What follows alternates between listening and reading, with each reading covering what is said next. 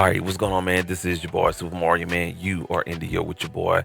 Today, we're going to be talking about a beat breakdown of one of my tracks off of my brand new instrumental project that's coming out here real soon, and that is called Brood Beats. Now, Brood Beats was a project I decided to work on, saying to, get back on track and everything like that. And all these tracks were created inside the lobby of Starbucks, one of the local Starbucks stores close to the house and everything like that. I actually created these tracks while my daughter was at volleyball practice and stuff like that. So it's kind of like a project, just really showcasing what you can do outside of your creative environment or whatnot. This track was also made on a smaller keyboard, not too much equipment, just really the DAW and my keyboard controller. And we're just gonna go through all the instruments and the principles that was put in use in order to make the sounds, and talk about the sequence. All right, so without further ado, man, let's get into Reason 13 and check out the first track off of the Brood Beats instrumental project from your boy Super Mario, man. Let's go. All right, here we are. We're here in Reason here, and we're going to take a look at what we have up here on display. All right. So, we have all of our effects for us. What's going to be going down through the two mix on this left side column right here, and all the instruments are over here on the right side, or should I say, in the middle and the right rack or whatnot. Okay. Now, didn't use that much instruments in this particular track, and you can see here, this is the sequence breakdown. Got a little breakdowns here and there, but not too much instrumentation going on. The first sound that I did use, it came from this little bell sound here. All right. And that bell sound should be this instrument right here. This is a Reason refill from DNA Sound Labs. It's called Morphic. It has some really, really good textures for as their sounds is concerned with this particular refill, which was a combinator refill, if I'm not mistaken. And saying really, really good instrument. Let me go ahead and show you guys what this instrument really does. So just kind of started it, with a full bar pattern, and you can see that here on the orange clips here.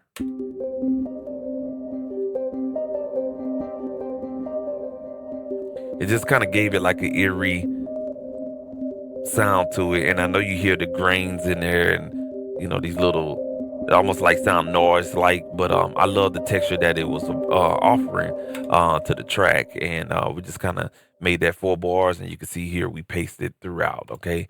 And then I think the next sound I came with was this piano sound here, which is in the yellow section here. All right, and we go to the instrument that we use there, and you can see here it is a Reason rack extension instrument. And this is from the DNA Sound Labs website as well. This is called Glacius, okay? And it has some really, really great sounds in it as well. And that sound that I use, they call it a piano deep, but it really sounded like a bell piano like or whatnot. And we used that in the track, and you played that alongside the the bell sound and that piano track in yellow. This is what you get here.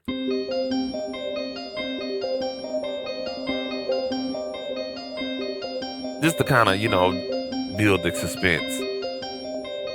So this yellow clip and these orange clips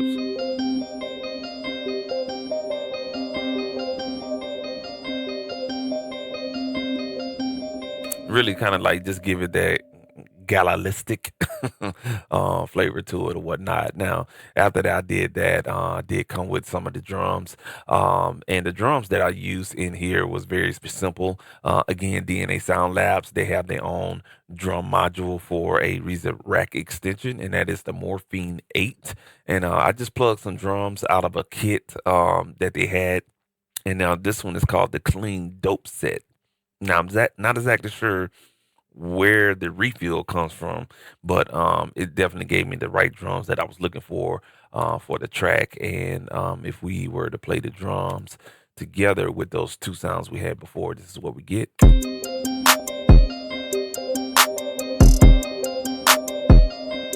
Just to kind of give it a head bob, downbeat tempo, and we just kind of repeated that part right there. Once I got that groove going, that's when it really, saying, you need that 808 and stuff like that. So with the 808, what I used was Sublab XL from Future Audio Workshops. I love this sub. It does take up a lot of PC or CPU when you're using it, but it definitely brings you those deep 808s, man, and I love it for what it does. Now, I did choose a patch that came from a expansion and stuff like that. So this came out of the Crushed 2 expansion, and this one I use is called let's see, Suspiria. And you know what I'm saying, it did a really good job. I don't think I edited anything in the parameters here. Just basically found the sound and did what I did. So we'll go ahead and check that out with the drums. Now, what I did was take the MIDI and I bounced the MIDI to audio. And so what you're going to be hearing is the bounce version of the 808. Okay, because I do have the MIDI for that particular VST instrument. You know what I'm saying? Basically, the instrument is turned off, so we can save PCU power. And also, the MIDI clips are muted as well. So you're going to hear the audio that is bounced down. All right, here we go. So that is the drums, the 808, and the, two bell like sounds. Very deep 808.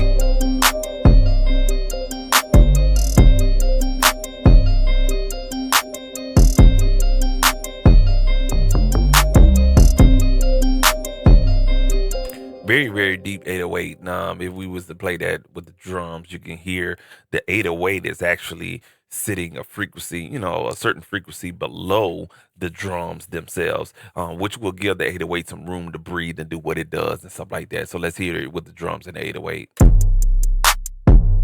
You hear the separation between the 808 and the kick. Two different frequencies.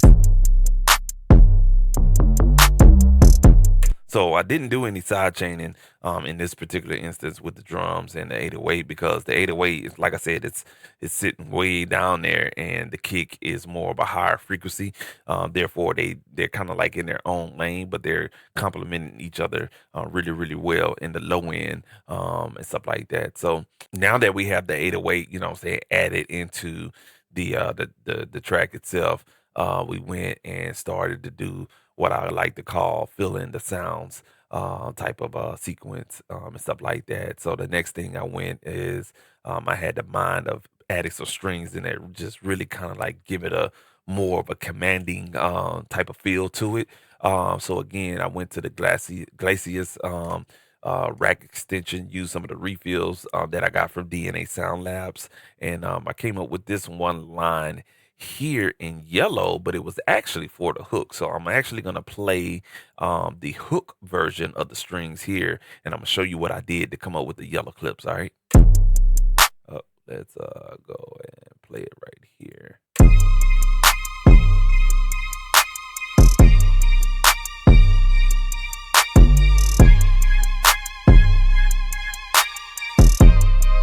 So those are just 3-finger chords.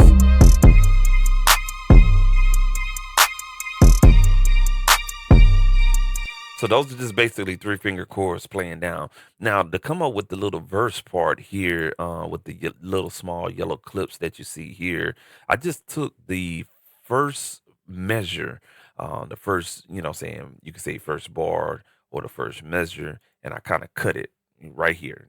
If you can see that, let me blow that up for you guys. I just kind of cut that part.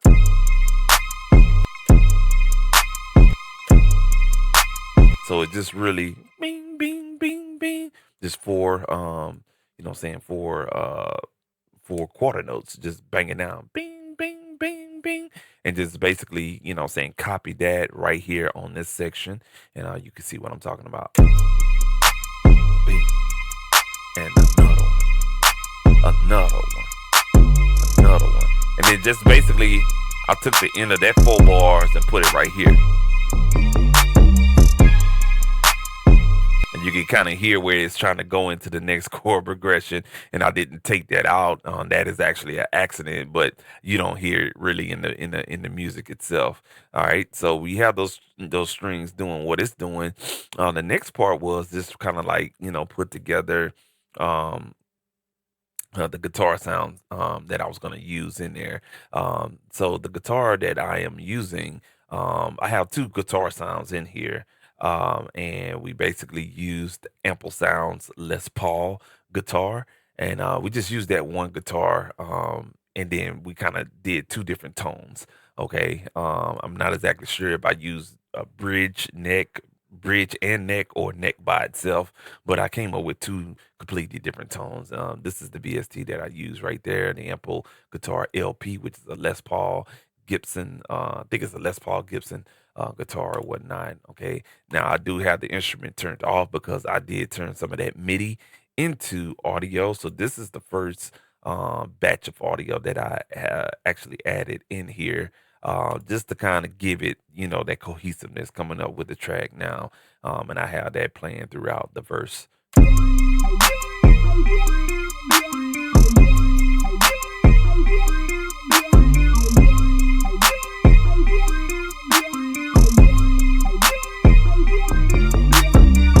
And we just repeat that right there. Now I do have like a little dip in there where it kind of like it's dipping the volume a little bit, and I'm using this pulsar effect on the audio track, and it's what all it's doing is just basically kind of taking the level in a square wave, and then every time it goes negative it's dropping that volume and stuff like that, just to kind of give it some bounce to the track. So I want you to kind of listen into that and see how it's dipping in the track.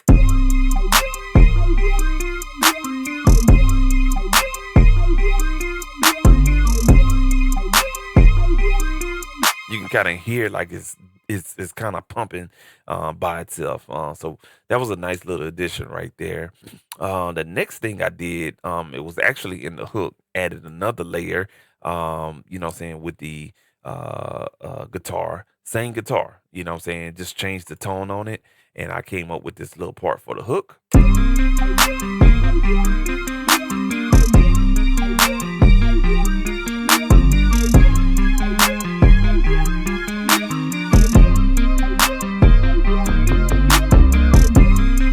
So, what I'm saying, just kind of give it a nice little lick, and everything like that. And then this is where I started filling in the track with something else. And what I'm saying, this track was definitely screaming for brass sounds. Now I used two different type of brass sounds, two different type of VST instruments. The first one that I used came from this instrument right here. This is from it was a Studio Link VST collaboration with Cutboy G. De Niro, producer out of New Orleans, to come up with a VST called King of Diamonds. And I used one of the brass patches in here. And this particular patch is called King Horns. All right. Now, what I did with this brass sound is I added a Reason Rack extension effect module.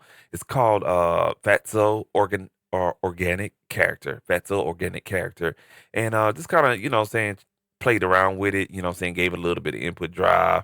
I think I got a little bit of lo-fi on there, a little bit of warmth, a little bit of distortion, blend it all in, saying, just kind of just tweaking the knobs, saying, to come up with that preferred sound, adjust the output, and you have your sound. Now, I did, saying, mute the audio, and also turned off that VST, and then bounced that MIDI to audio, and this is the brass sound that we get once we did all the tweaks with the Fatso Organic Character Reason extension.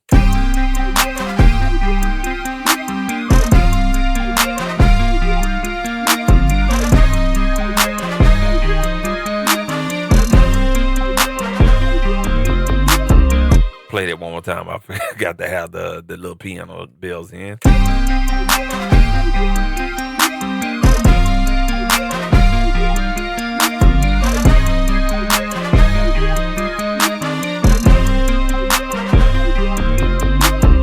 So once I got to this part right here, I kind of heard it. It was like, man, it had that cheesy fanfare type of sound to it.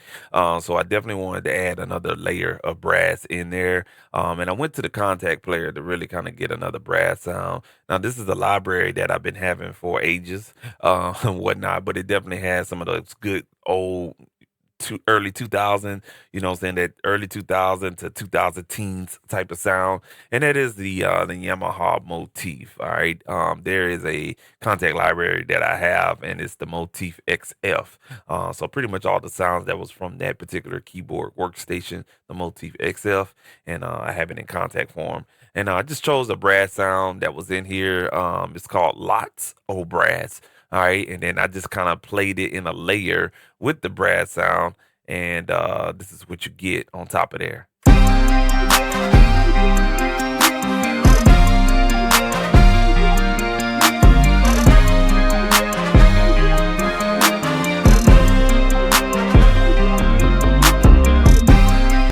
So that's that brass sound right there. If you take those brass sounds and you was to solo them together, that high brass sound I use from the Cutboy G De Niro um uh, diamonds, the King of Diamonds VST, and then the lower brass sound, it came from that contact library Motif XF. You blend those two together by themselves. I just want to hear the two brass sounds together.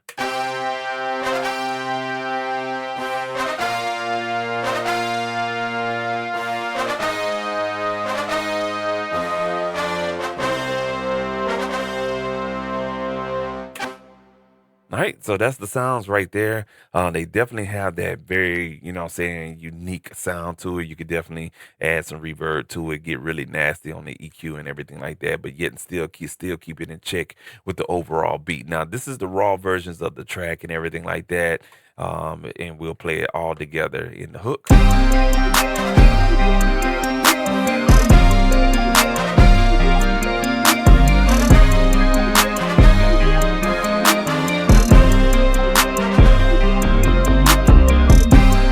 All right, cool. Now we did come in with the intro. We did a verse, intro here. We did a verse, a hook, kind of like I don't know, let's say a hook bridge here.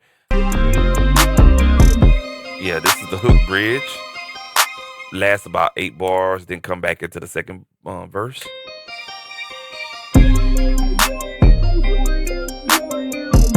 Then a little short hook right here, where we took out the 808.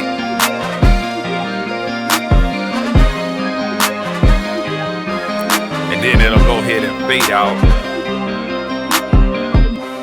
And it'll just go ahead and fade out with the song.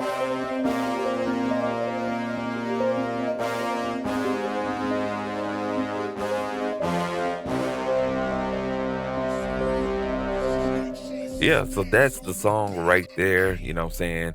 I really didn't have a name for it when I made it or whatnot.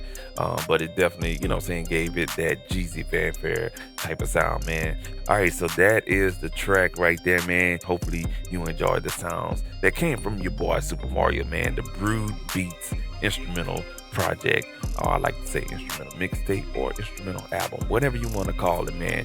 It's the Brood Beats, man. You know what I'm saying? Hopefully you guys love the tracks and everything like that. And it definitely, is a great listening experience for you, man. Hey, this has been your boy Super Mario, man. This has been a breakdown of one of the beats off the Brood Beats instrumental project.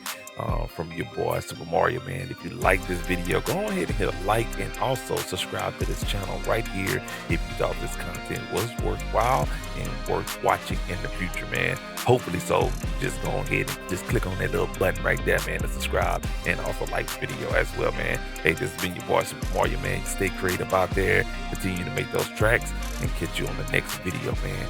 Peace.